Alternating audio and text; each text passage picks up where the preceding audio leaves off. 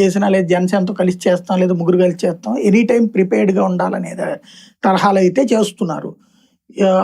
Maybe ఆకర్షణ వైపు కూడా వెళ్ళొచ్చు. ఇప్పుడు వైసీపీలో అసంతృప్తుల్ని చేర్చుకోవడమా అది వీళ్ళు చెప్పగలగాలి. ఈ లీడర్లు ఎవరన్నా సార్ ఇదిగో ఇట్లుంది మనకి అని చెప్పగలగాలి. క్రిందసారి నాకు తెలిసి ఎలక్షన్ అయిపోయిన తర్వాత 6 నెలల లోపు అయితే అనేక మంది వైఎస్ఆర్ కాంగ్రెస్ పార్టీ రాయలసీమ వాళ్ళు బీజేపీలో చేరడానికి సిద్ధపడ్డారు.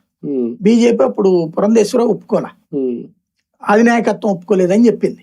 ఇప్పుడు అట్లాంటిది ఏదన్నా తెలుసుకునే ప్రయత్నం చేయాలి వీళ్ళు. అంటే ఇప్పట్లో ఆంధ్రప్రదేశ్ లో ఒక ప్రత్యామ్నాయ శక్తిగా ఎదిగే ఆలోచన బీజేపీకి ఉంటదా?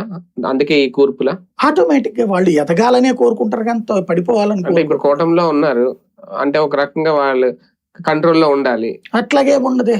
బీజేపీ దగ్గర అది వాజ్పేయి టైం కూటమిలో ఉన్న భాగస్వామ్య పక్షాలను హీరోని చేసి బీజేపీని పడుకోబెట్టారు. అంటే మరి ఇప్పుడు ఏ విషయంలోనే మాట్లాడట్లేదు కదా సార్. ఎందుకు మాట్లాడటం? మాకు ఇన్ని కావాలని అడగట్లేదు, మాకు ఇది కావాలని అడగట్లేదు. వాళ్ళు అడిగింది వద్దన్నది ఎక్కడుంది?